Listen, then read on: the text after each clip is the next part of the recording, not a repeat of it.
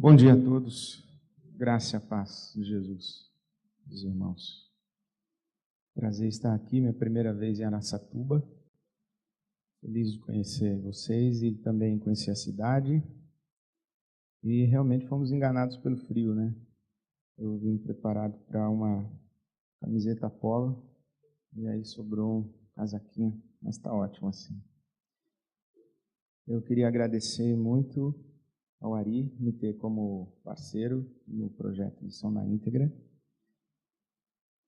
Apenas uma questão de detalhe, né? Que eu sou um pouco detalhista e preocupado com essas coisas. Ele falou que eu tenho sido um instrumento para advertir a igreja, não para divertir. Eu fiquei um pouco na dúvida naquela hora, se bem que acho que nos últimos tempos tem um pessoal se divertindo com o que a gente anda falando e anda fazendo, o que é uma coisa boa, né? O reino de Deus é um reino bem humorado, graças a Deus. Então, o meu tema para hoje pela manhã, eu daria o Evangelho integral.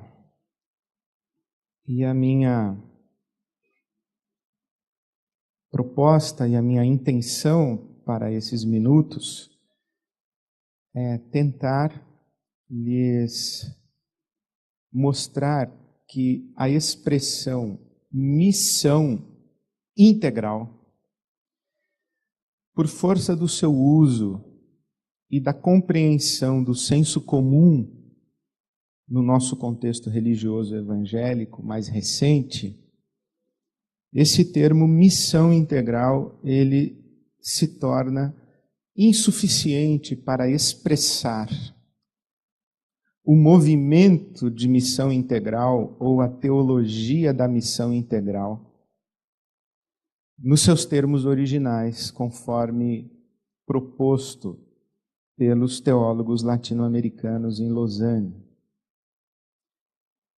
O Congresso Internacional de Evangelização Mundial, que foi realizado em Lausanne, na Suíça, em 1974. Ele tinha uma agenda de primeiro mundo e uma agenda norte-americana. Mas os teólogos latino-americanos, eles foram usados por Deus e, por assim dizer, roubaram a cena do Congresso de Lausanne. E trouxeram uma discussão absolutamente relevante, inclusive porque a América Latina estava fervendo com o advento da teologia da libertação. Quando eu cheguei no seminário, na Faculdade Teológica Batista em São Paulo, no ano de 1981, o discurso hegemônico daquele contexto evangélico que nós poderíamos hoje classificar como conservador era de condenação à teologia da libertação.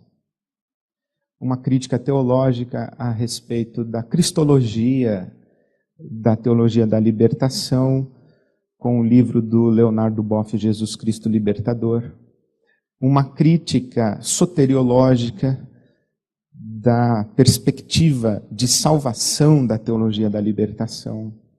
Uma crítica eclesiológica evidente, porque a teologia da libertação, apesar de nascer no contexto protestante, mais precisamente presbiteriano, com Richard Shaw e Rubem Alves, a teologia da libertação ela se torna hegemônica na América Latina a partir da experiência do catolicismo romano, que tem toda a sua eclesiologia hierarquizada, etc. Embora os ventos do Vaticano II, de 1962 a 65, estivessem soprando, aquele era um período em que a eclesiologia, a cristologia e a soteriologia da teologia da libertação eram elementos que não cabiam na tradição reformada.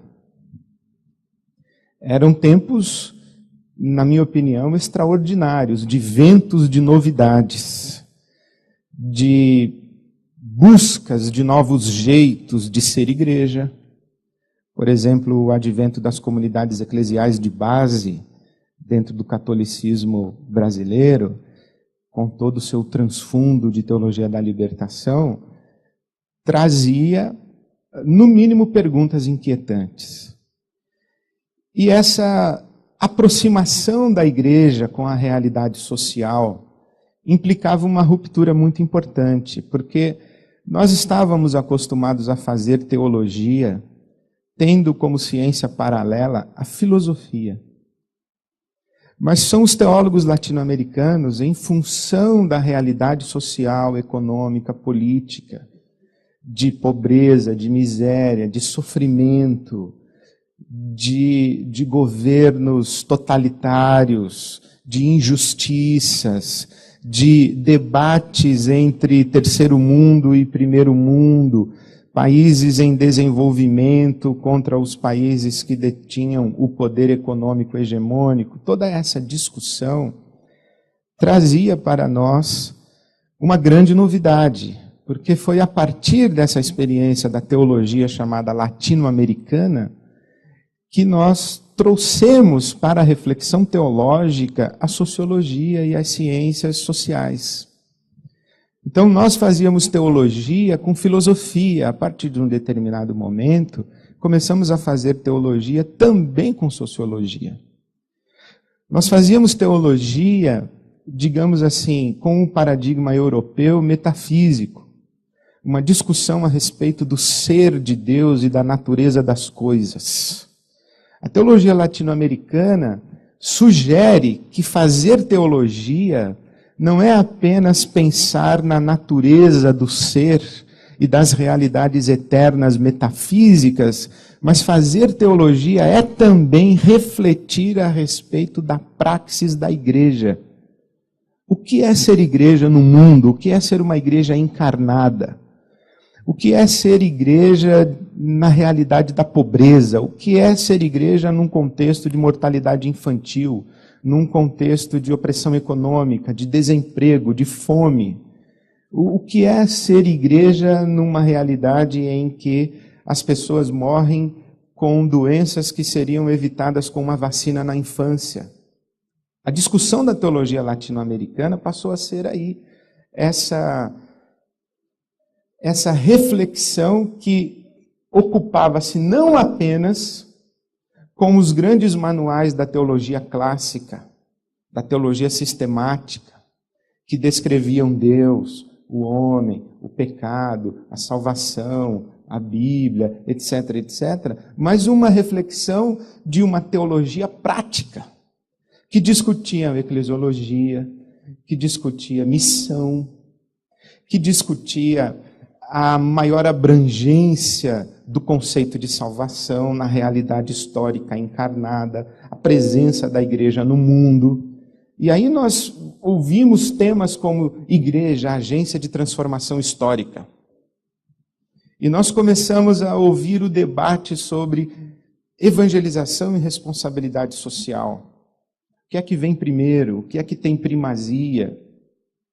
E todas essas reflexões foram trazidas pela teologia latino-americana. Quando no Congresso de Lausanne, em 1974, lá na Suíça, que deu origem ao Pacto de Lausanne, cujo lema fundamental é o Evangelho todo, para o homem todo, para todos os homens. O Evangelho todo, para o homem todo, para todos os homens. Foi a síntese do espírito de Lausanne. Essa contribuição é latino-americana e é uma contribuição da teologia feita nos países de chamado Terceiro Mundo.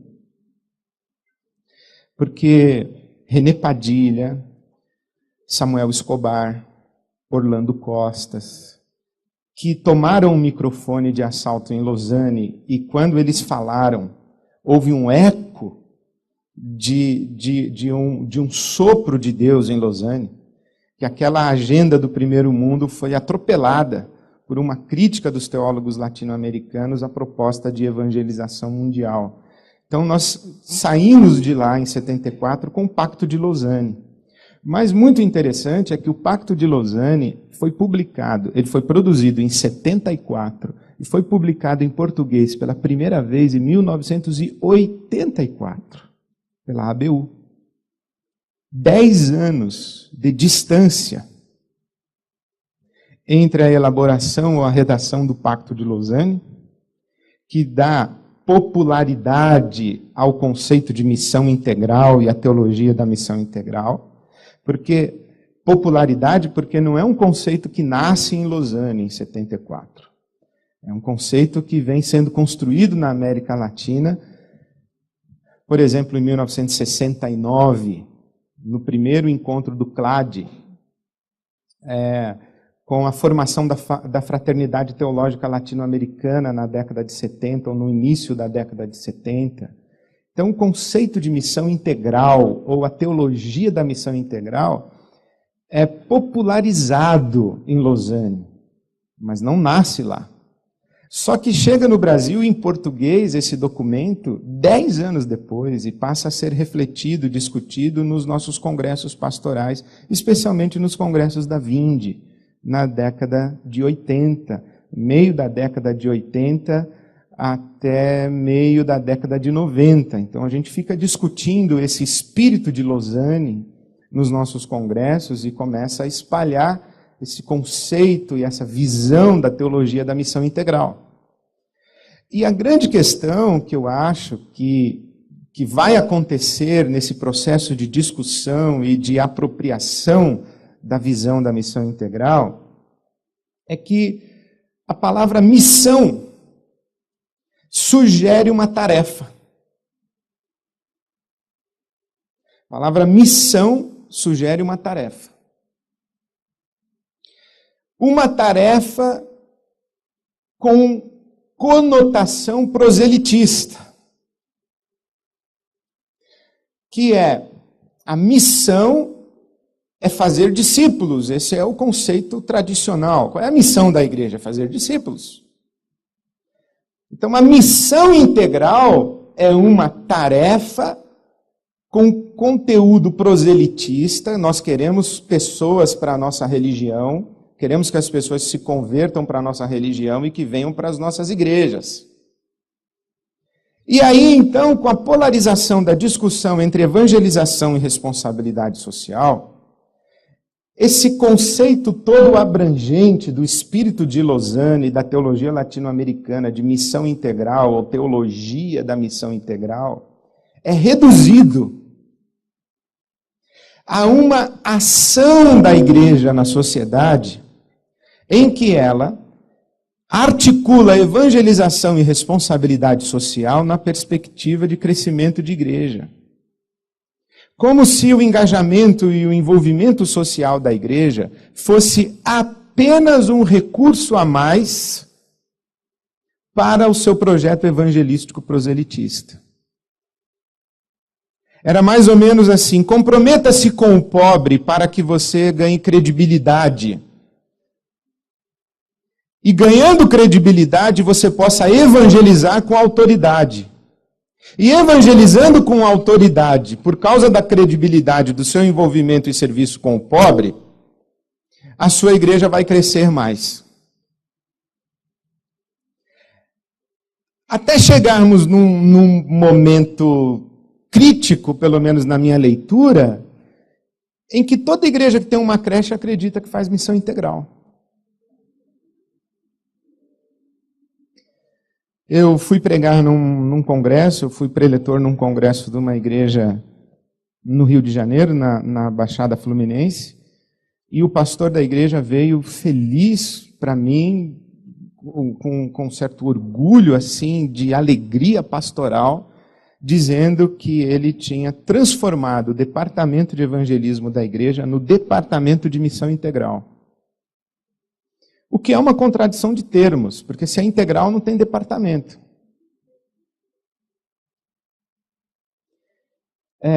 O departamento de missão integral daquela igreja era: nós reunimos os nossos projetos sociais e colocamos nos nossos projetos sociais uma abordagem evangelística. E esse é o nosso espírito de fazer missão. Falei, ok, é bom. É muito bom. É muito bom a igreja que tem projeto social. É muito bom a igreja que tem projeto social com perspectiva evangelística. Porque se é só projeto social, é ONG, não é igreja. Então é bom que tenha projeto social. E é bom que tenha perspectiva evangelística. O René Padilha diz o seguinte, que missão é ação que exige explicação. E a explicação é o Evangelho de Jesus Cristo. Missão é ação que exige explicação. René Padilha. Eu faço, eu estou agindo no mundo, e a minha ação no mundo vai gerar uma pergunta. Quem são vocês? Por que vocês fazem isso? E onde vocês querem chegar? E nós vamos dizer, nós somos a igreja de Jesus Cristo, fazemos isso porque Ele mandou, e nós queremos chegar na possibilidade de repartir com vocês a graça de Deus que nos alcançou e nos deu dignidade como seres integrais na história. É isso que nós queremos. Nós não temos uma outra agenda que não o testemunho do Evangelho do Reino de Deus. É isso que nós somos a comunidade do Reino e nós queremos isso daí. Agora, a grande questão, vejam que na maneira como eu estou falando para vocês, missão integral e teologia da missão integral e movimento da missão integral fica reduzido à missão e fica reduzido à tarefa. Tarefa proselitista com engajamento social. E o espírito de Lausanne é muito maior e mais abrangente do que simplesmente a tarefa. Porque nós tivemos a publicação não apenas do Pacto de Lausanne, mas nós tivemos a publicação da série Lausanne, com 10 fascículos. O Evangelho à Cultura, Tive Fome, Viva a Simplicidade, que não diziam respeito apenas a uma tarefa da igreja, mas o espírito de Lausanne diz respeito a um jeito de ser cristão, a um jeito de ser igreja.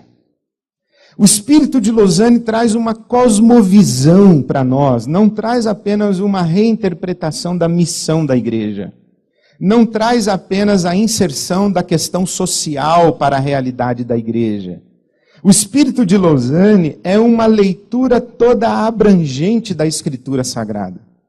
O espírito de Lausanne nos ensina, nos ajuda, ou melhor dizendo, nos oferece uma lente a partir da qual nós vamos ler a Bíblia como um todo, as Escrituras Sagradas como um todo, e vamos entender o projeto, por que não dizer, eterno de Deus, desde a criação, desde a sua revelação na história, desde a sua formação de um povo, desde a sua proposta de reino de Deus. Aliás, um parêntese, a teologia da libertação tem como chave hermenêutica o Êxodo. Daí o conceito de libertação. E quando eu me deparei com essa realidade aí de chave hermenêutica, que negócio é esse que eu vi no seminário? Eu falei, que papo é esse de chave hermenêutica?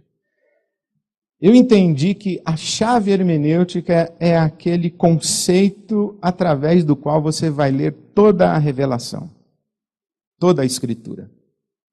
Por exemplo, Martinho Lutero tinha como chave hermenêutica o Cristo.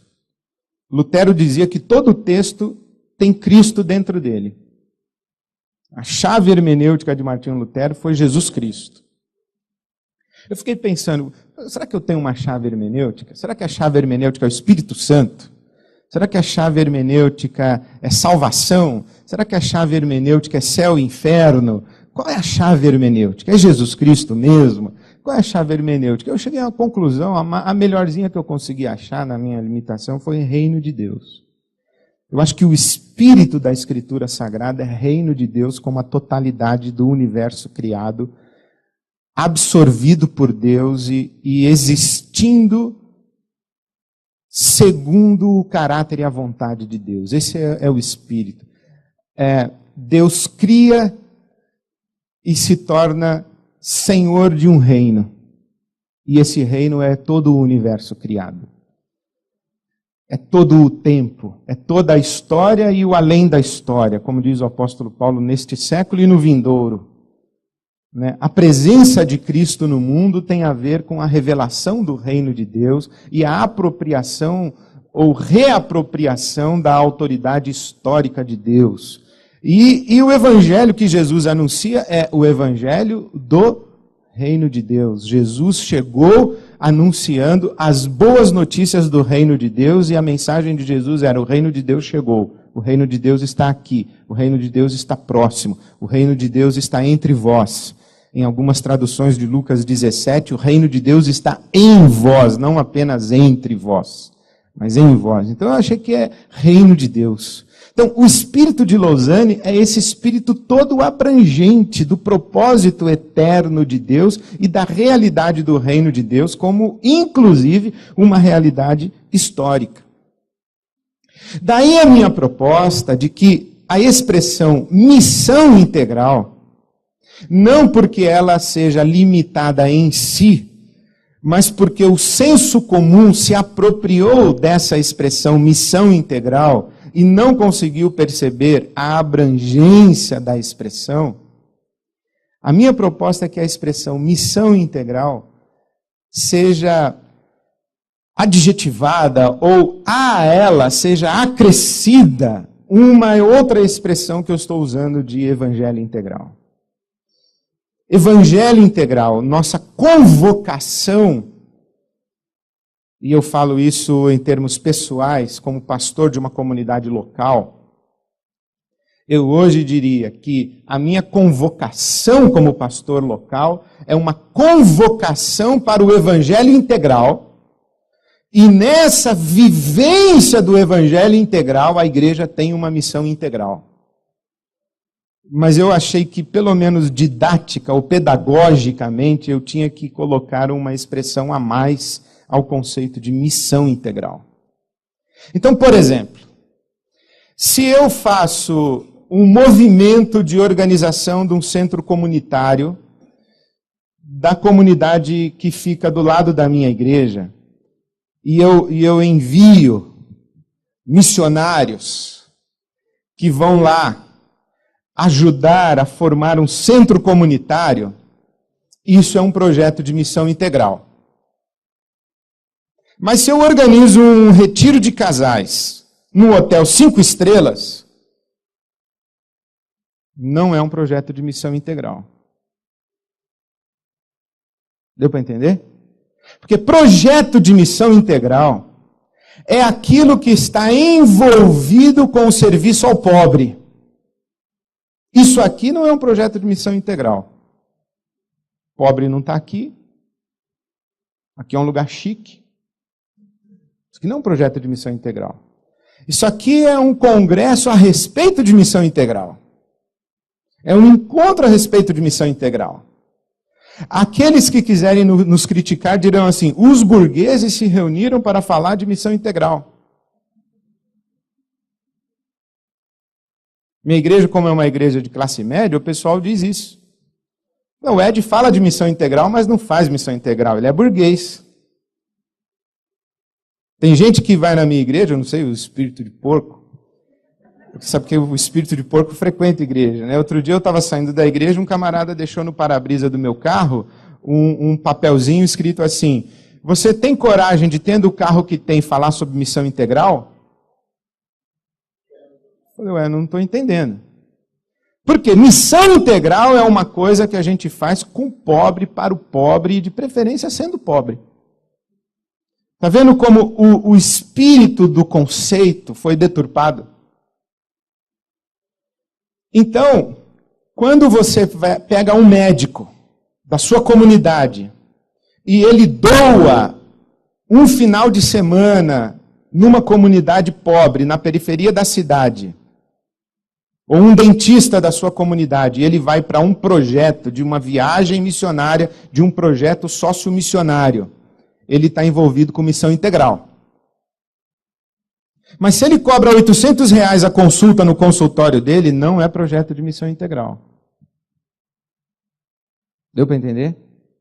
Distribuir cesta básica, organizar uma creche na igreja, ou um projeto de reforço escolar para a criançada, é missão integral. Então você faz um projeto, traz a criançada da comunidade do lado da igreja, dá dentista para a meninada, médico para a meninada, reforço escolar para a meninada, recreação para a meninada, organiza o time da meninada, ensina cidadania, educação, ou educa essa criançada, projeto de missão integral. Mas se você faz o dia das crianças da sua igreja, de classe média, como eu fiz outro dia, ou nós fizemos em São Paulo, na nossa igreja, enchemos a nossa tenda, que é o nosso auditório principal, de brinquedo para criança, pula-pula, escorregador, touro mecânico, foi o dia das crianças. Não é projeto de missão integral. Tanto não é que eu estava em casa no dia das crianças e a molecada da igreja lá curtindo pula-pula, e eu vi o jornal Hoje, que as crianças de uma escola chique lá de São Paulo foram na comunidade pobre da periferia e viram a realidade da pobreza, entraram nos barracos, nos casebres, etc. E aí, na mesma hora, eu fui traído pela minha fragilidade conceitual. Falei, caramba, que vergonha. A escola levou a criançada para conhecer a pobreza e se envolver com a pobreza, e a igreja organizou festinha com pula-pula. Falei, tu é um pastor muito sem vergonha, rapaz, tu tem que tomar vergonha na sua cara, tem que...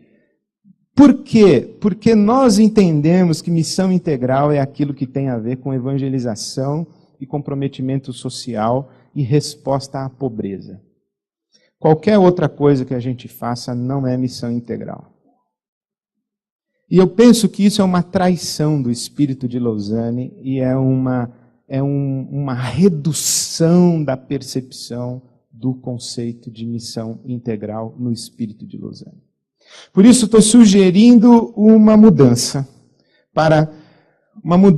um acréscimo de evangelho integral. E por evangelho integral, eu quero dizer o evangelho como lente para a leitura da vida em sua totalidade.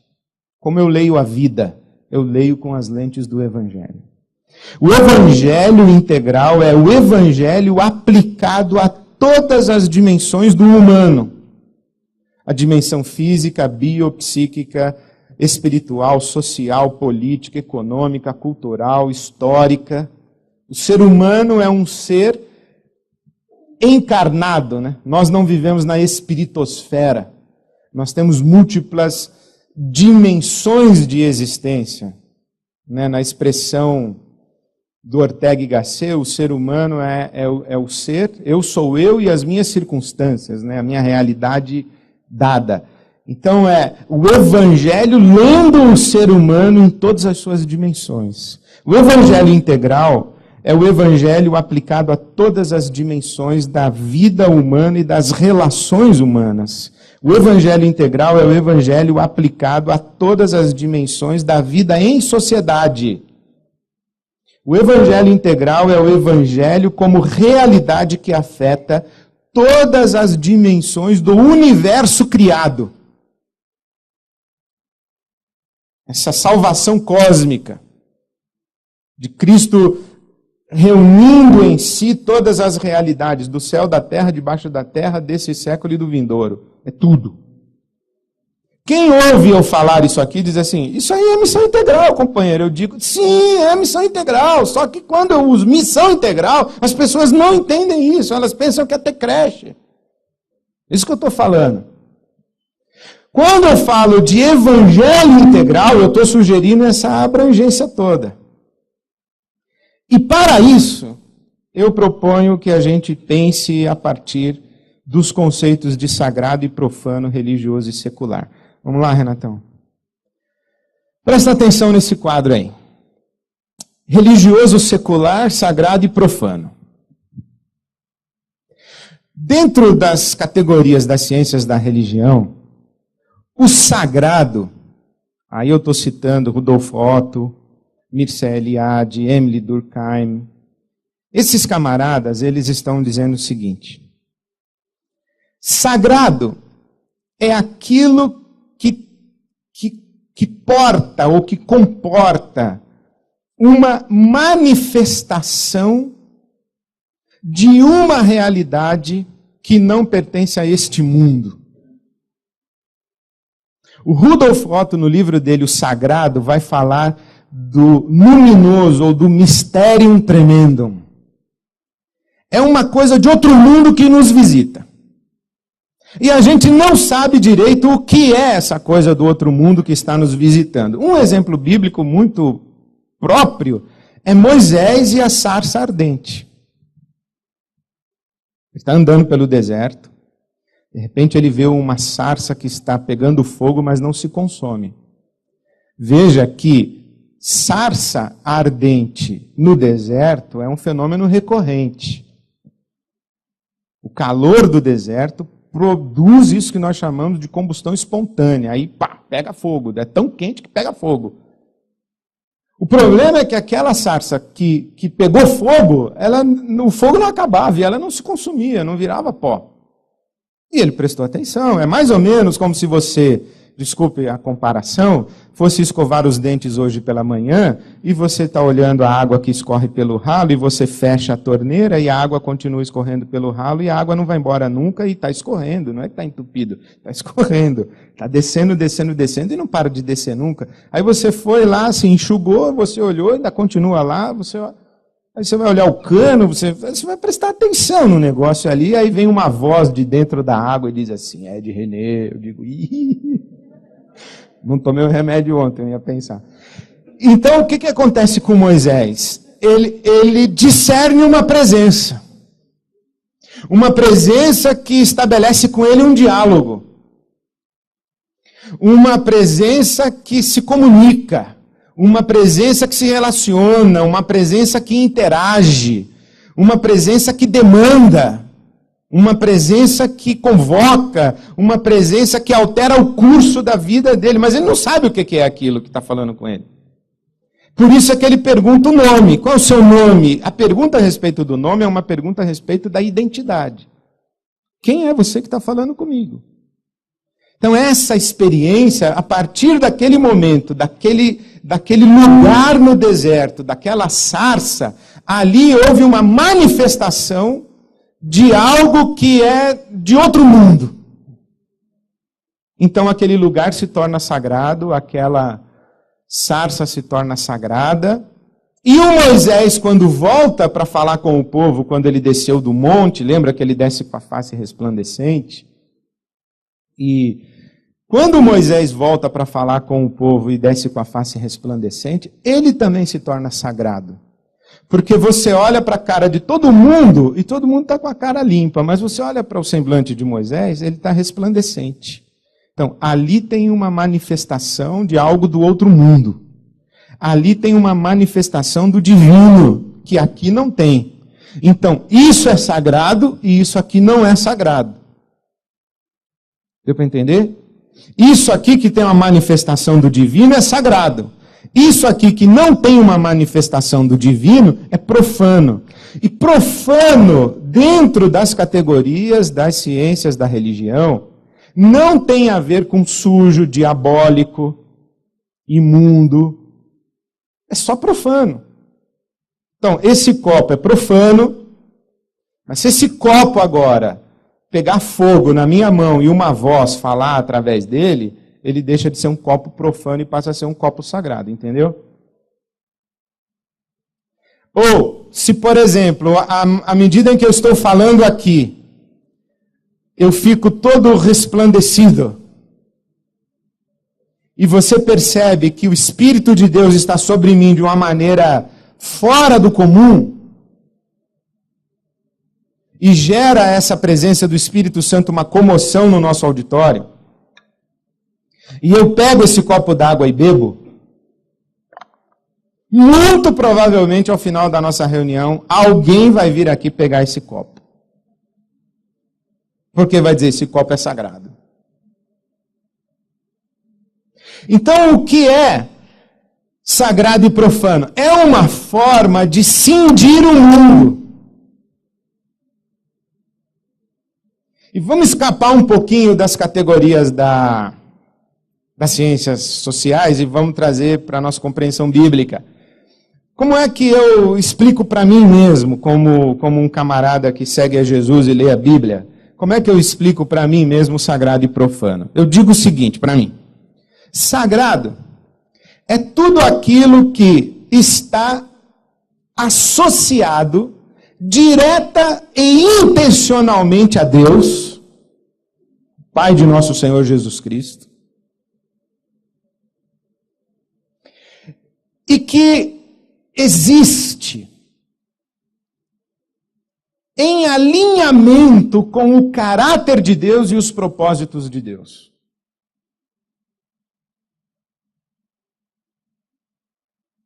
Correto? Vou repetir. Como é que eu defini sagrado para mim mesmo? Sagrado é tudo aquilo que está, primeiro, associado direta e intencionalmente a Deus, Pai de nosso Senhor Jesus Cristo.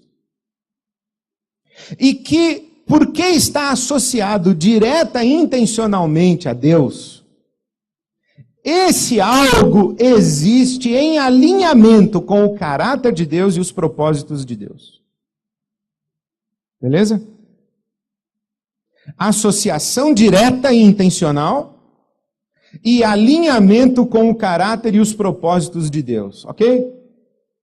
Beleza aí? É sagrado. O que é profano? Para mim, profano é a realidade que não está direta e intencionalmente associada a Deus, ou que existe em desalinhamento com o caráter e o propósito, ou os propósitos de Deus. Então é profano, isso aqui precisa ser consagrado. Eu vou pegar isso aqui e eu vou consagrar, eu vou dar a esta realidade a qualidade de sagrado. Ok? Eu vou pegar isso daqui que é profano e vou dizer, olha, a partir de agora você está associado direta e intencionalmente a Deus e você vai existir em alinhamento com o caráter de Deus e vai existir em alinhamento com os propósitos de Deus. Em outras palavras, eu vou pegar essa mesa de pizza. Os caras estão comendo pizza, falando mal dos outros, contando piada suja, blá, blá, blá. Aí eu chego lá e falo assim, pessoal, seguinte, vamos consagrar essa mesa de pizza? Vamos dizer assim, Deus, o Senhor é convidado para sentar à mesa aqui com a gente, e nós vamos funcionar aqui nessa rodada de pizza em alinhamento com o teu caráter e os teus propósitos. Tá certo? Ou eu vou chegar lá na rodada de pizza e falar assim, ei pessoal, seguinte, o apóstolo Paulo, Coríntios capítulo 10, 31, falou uma coisa muito simples, que vocês não estão fazendo aí. O que foi que ele falou? Ele falou, seja comer, seja beber, ou qualquer outra coisa fazer, faça tudo para a glória de Deus. E vocês não estão fazendo isso, cara. Vocês têm que fazer. Vocês têm que pegar essa realidade profana e transformar numa realidade sagrada. Vocês têm que fazer. Não importa se vocês estão comendo pizza, ou se vocês estão distribuindo cesta básica, não importa se você está no seu consultório cobrando R$1.500 a consulta, ou não importa. Então, o cara vai dizer assim, pô, o cara que cobra R$1.500 não pode estar certo. Mas isso é outra discussão. R$1.500 a consulta é o seguinte, meu, você tem que funcionar como médico, ou no seu consultório, ou no projeto de fim de semana na comunidade. Você tem que funcionar de maneira direta e intencional relacionada a Deus e funcionar de acordo com o caráter e os propósitos de Deus, cara. É isso que você tem que fazer. Agora, na nossa cabecinha, quando a gente está no culto, ou na reunião de oração, a gente está no religioso. Quando a gente está na arquibancada do jogo de futebol, a gente está no secular. Quando a gente está dirigindo a célula da igreja, a gente está no religioso. Quando a gente está trabalhando na universidade, dando aula de química, a gente está no secular. A gente não fala isso? O meu ministério é XYZ e o meu trabalho secular é XPTO. E a maioria das pessoas ainda diz o seguinte: pastor, eu não vejo a hora de me aposentar do meu trabalho secular para eu poder me dedicar e servir a Deus. Não é isso que as pessoas falam? É o caso da gente perguntar assim: amigão, explica para mim, enquanto você está no seu trabalho que você chama secular, você está servindo a quem se não é a Deus? É o diabo que você está servindo? Que a Bíblia diz que quem comigo não ajunta, espalha. Jesus falou, ou você serve a ele, ou você serve o demo. Não tem alternativa, bicho. Não estou servindo nem ao demônio, nem a mim. Nem ao demônio, nem a Deus. Eu estou servindo a mim mesmo, a minha família. Eu falei, então é o diabo. Porque quem serve a si mesmo, serve ao diabo. Aliás, a maneira predileta do diabo fazer a gente servir a ele, é fazer a gente servir a gente mesmo. Porque o diabo, ele não quer ser servido, ele só não quer que você sirva a Deus. Ele já fica feliz. Você não precisa acender vela para ele, ir lá e fazer e tal. Não precisa. Basta você não servir a Deus, ele já está satisfeito. Isso eu aprendi quando eu era adolescente, quando eu li o livro do Juan Carlos Ortiz, O Discípulo. Naquele livrinho ele contou uma história que eu achei fabulosa. É o seguinte: o comandante do navio, ele chega lá e diz assim: pessoal, todo mundo que está em classe C pode subir para a classe A. Criançada aí pode jogar bola onde quiser, no restaurante, no cassino, lá na plataforma da piscina, vocês podem jogar bola onde vocês quiserem. E comida de graça e bebida de graça para todo mundo. Aí todo mundo, o navio fica aquela festa. Ele fala, tripulação, cancelada a agenda de horários e turnos. Pode dormir, pode comer, pode fazer o que vocês quiserem. O navio fica naquela folia e naquela festa e todo mundo dizendo assim, esse comandante é legal pra caramba. Aí o Juan Carlos Ortiz diz assim, só que o navio está afundando. O navio está afundando. E o Juan Carlos Ortiz diz o seguinte, que o mundo é isso aí, o mundo está afundando, pessoal, e o comandante é o capeta. Que falou que todo mundo pode fazer o que quiser. Aí eu lembrei de Efésios, quando nós vivíamos segundo o espírito das potestades do ar, como filhos da desobediência a Deus, fazendo a vontade da carne e dos pensamentos. Como é que a gente serve ao diabo? Servindo a gente mesmo. Servindo a gente mesmo. Então, quando o camarada diz assim, eu quero deixar o meu trabalho secular para me dedicar ao ministério, eu falo, eu não estou entendendo o que você está falando, meu. Porque na perspectiva do evangelho integral e na perspectiva de uma vida consagrada a Deus, seja dirigir célula, seja assistir jogo do Vai Corinthians, seja dar aula de química na faculdade, tudo seja feito para a glória de Deus. Há uma controvérsia se é possível ver jogo do Corinthians para a glória de Deus, mas é outro assunto também. Mas quando você pensa no evangelho integral, você está falando de uma vivência integral do evangelho. E quando você pensa no evangelho integral como uma vivência integral do evangelho, você diz assim, pode ser que esse pastor que esteja organizando a igreja em células, e isso é religioso, porque para nós, assim, tudo que é religioso já é automaticamente sagrado, beleza? Mas você sabe que nada a ver, né? Pode ser que esse pastor que está com a Bíblia na mão, no espaço religioso, organizando a igreja em célula, ele não esteja alinhado com o caráter e os propósitos de Deus, então ele está profano. Não interessa se é religioso, interessa se é sagrado ou se é profano. Dando para entender? Ou a gente podia cortar aquele sagrado e o profano.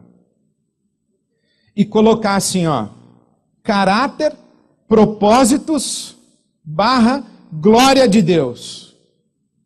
E aqui embaixo, sem o caráter, sem os propósitos e sem a glória de Deus. Beleza? Então eu posso estar no púlpito e posso estar organizando a minha igreja em células, sem o caráter, sem os propósitos e sem a glória de Deus. E eu posso estar no meu consultório cobrando caro a minha consulta, com o caráter, com os propósitos e com a glória de Deus. Sim ou não? Então percebe como eu acho que o evangelho integral ou a vivência integral do evangelho dá conta, pelo menos pedagogicamente, de maneira mais abrangente do que o conceito de missão integral. E eu queria terminar a minha fala levando você para Efésios capítulo 1. Abra sua Bíblia em Efésios capítulo 1.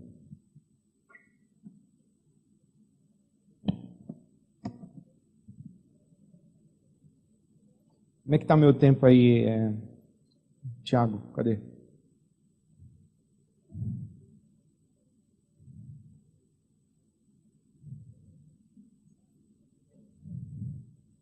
Efésios capítulo 1, versículos 22 e 23. Na verdade, o apóstolo Paulo ele está fazendo uma oração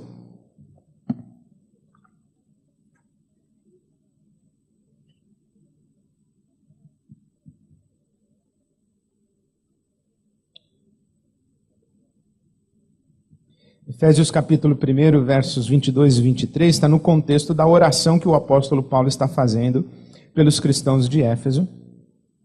E ele diz aí no versículo 18, oro também para que os olhos do coração de vocês sejam iluminados, a fim de que vocês conheçam a esperança para a qual Deus os chamou, as riquezas da gloriosa herança dele nos santos, e a incomparável grandeza do seu poder para conosco, os que cremos, conforme a atuação da sua poderosa força.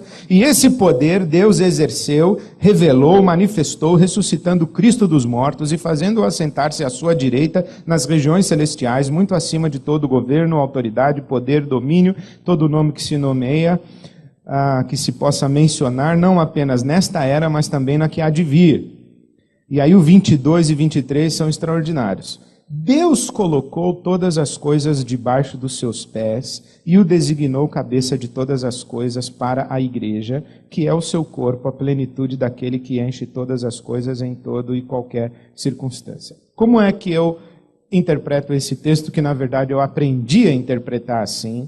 Foi um missionário presbiteriano, Karl Bosma, que me ensinou. Ele fez esse quadro aí que eu nunca mais esqueci, e isso foi determinante para a minha vida. Há uns 20 anos que eu vi o Karl Bosma desenhar isso aí com giz numa lousa.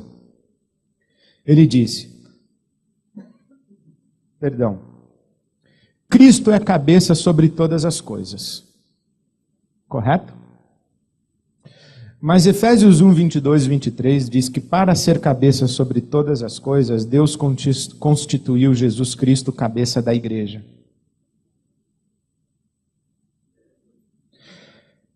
De onde eu tiro a minha compreensão de que todas as coisas pertencem a Cristo.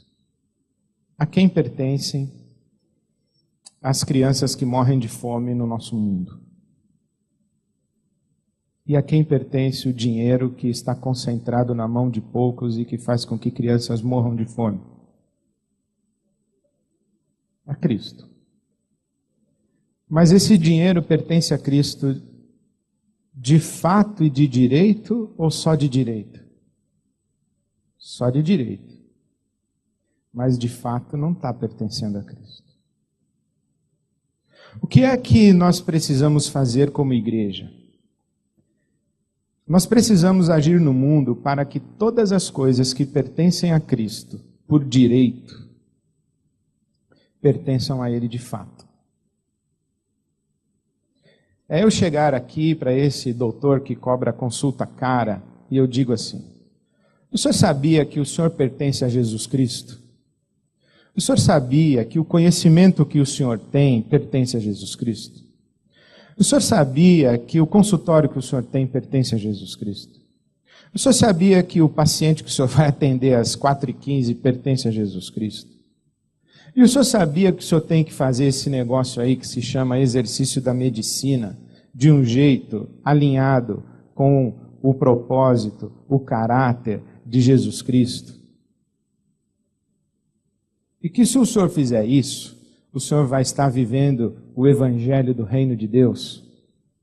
Aliás, o senhor já se ajoelhou aqui no seu consultório e disse: Senhor Jesus, eu rendo a tua autoridade e dedico aos teus propósitos, e eu me submeto ao teu caráter.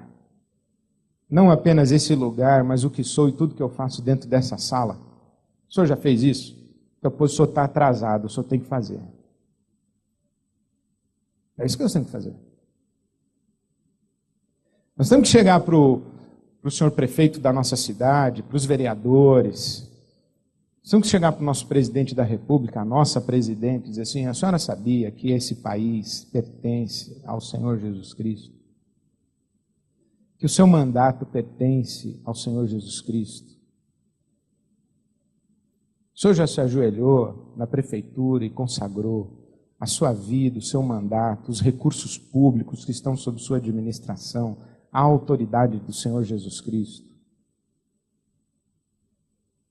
O senhor professor já se ajoelhou em sua sala de aula e consagrou os seus meninos e meninas a Jesus Cristo?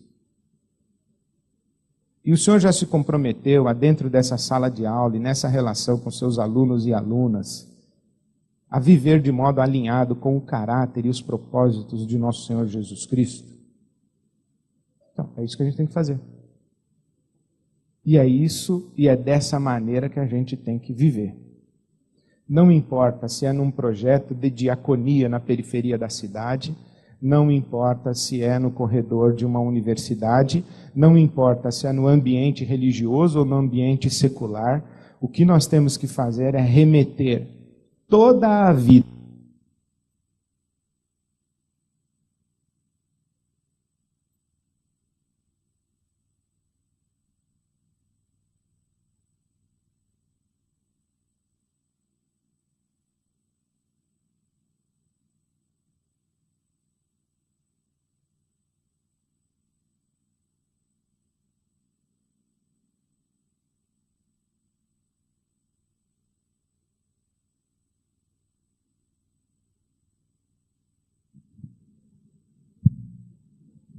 Então, o que nós temos que fazer é remeter toda a vida, tudo o que somos, temos e fazemos,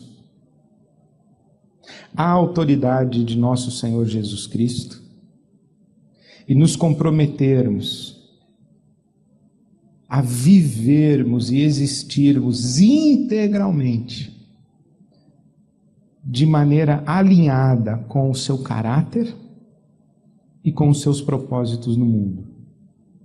É essa experiência de vida que eu chamo de evangelho integral.